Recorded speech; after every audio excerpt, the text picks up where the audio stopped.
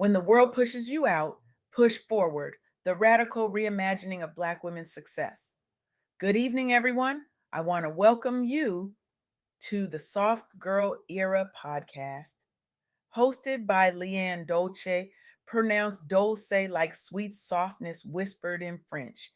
She's your guide from burnout to boundaries, from doing to being, from strong to soft, and loving every second of it.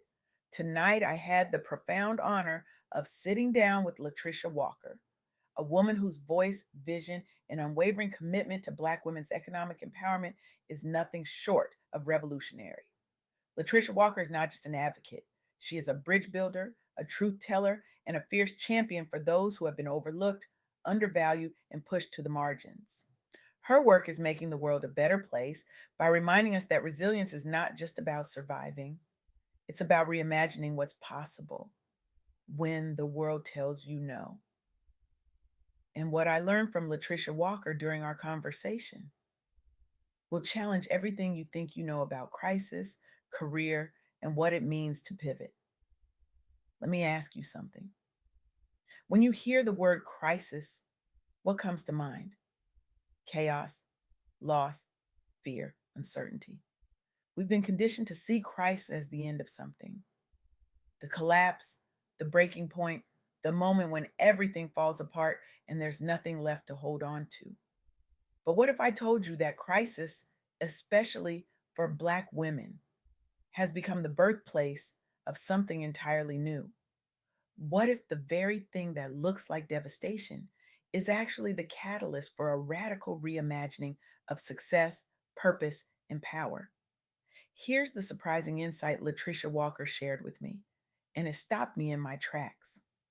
The recent wave of layoffs and rising unemployment among Black women is not just a crisis, it's also sparking a radical reimagining of success and career paths. Now, let me be clear, the numbers are staggering. Over 350,000 Black women lost their jobs in the first 90 days of 2025. Unemployment spiked to 6.7% in August. Many of these women were federal employees, diversity and inclusion leaders, heads of household, community pillars. These are not just statistics. These are mothers, daughters, sisters, leaders who woke up one day and were told their work, their expertise, their presence was no longer needed. But here's what's happening in the aftermath. This moment, as painful as it is pushing many Black women to pivot, to launch businesses, to create new support networks, to rewrite the rules of what professional success looks like for our community. This isn't just about surviving, it's about thriving. It's about redefining possibility in the face of adversity. And that's the counterintuitive idea I want you to sit with tonight. We've been taught that losing your job is failure, that unemployment is shame, that being pushed out means you weren't good enough. But what if the opposite is true? What if being pushed out is the universe's way of pushing you forward? What if the systems that rejected you were never built to hold your brilliance in the first place?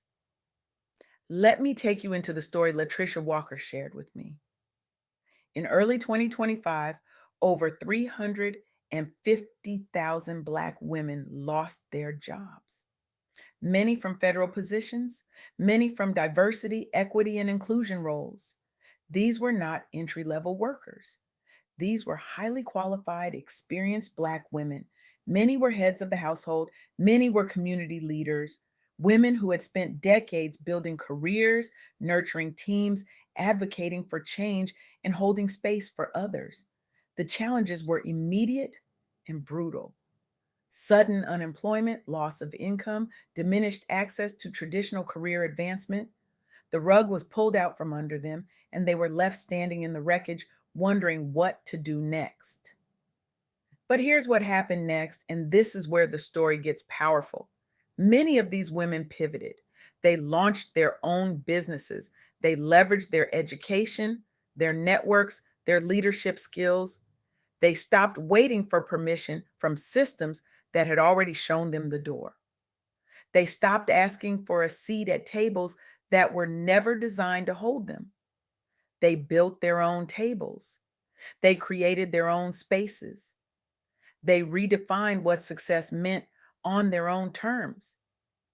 Black women led startups saw increased visibility, businesses were launched, dreams were realized, visions were brought to life.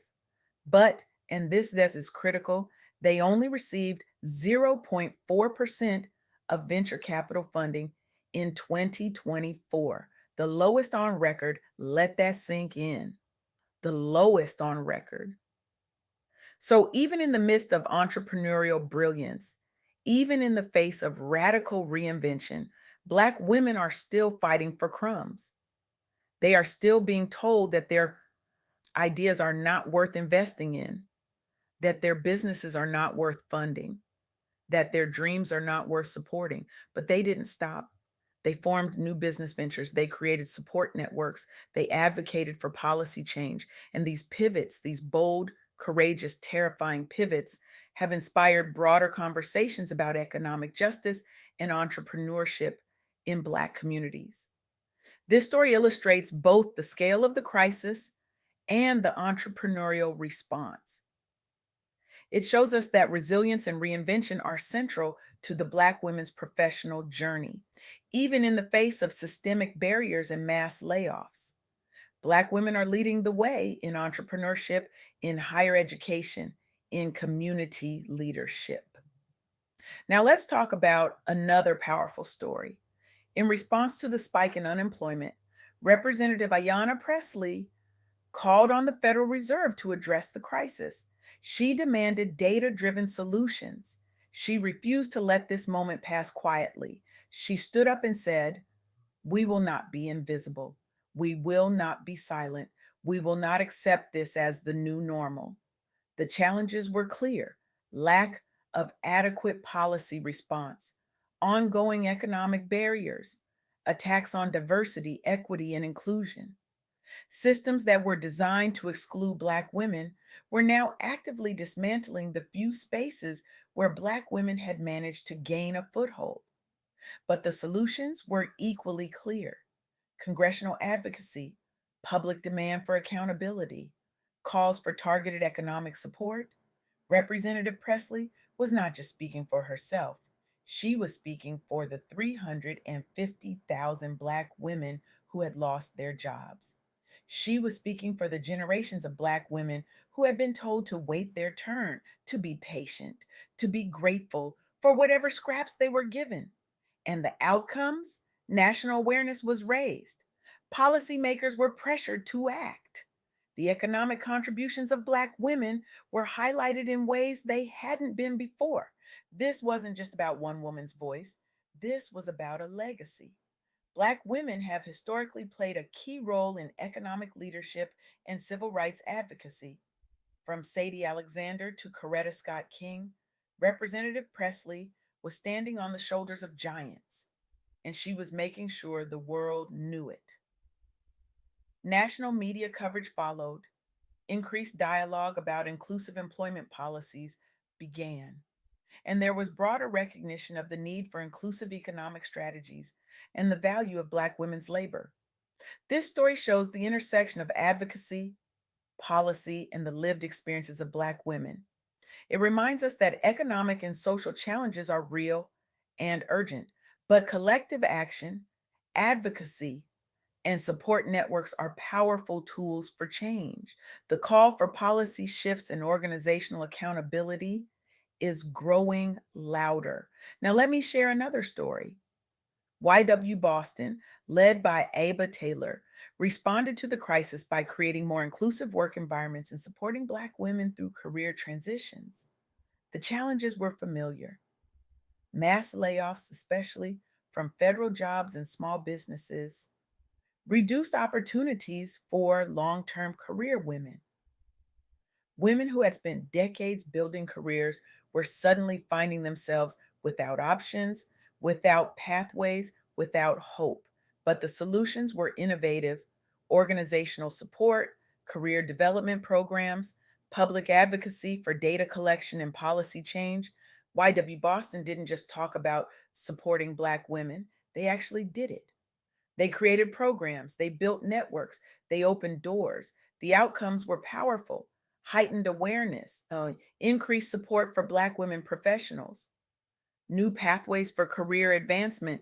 YW Boston has a legacy of promoting diversity, equity, and inclusion, but recent policy shifts made this work more urgent.